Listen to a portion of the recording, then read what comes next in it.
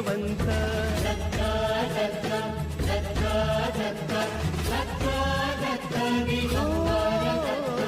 अवधूत चिंतन गुरुदेव दत्त गुरु आमचा तू आम्ही भाग्यवंत नसे जन्म मृत्यू नुरे काही खंत न प्रारंभ मध्य नसे काही अंत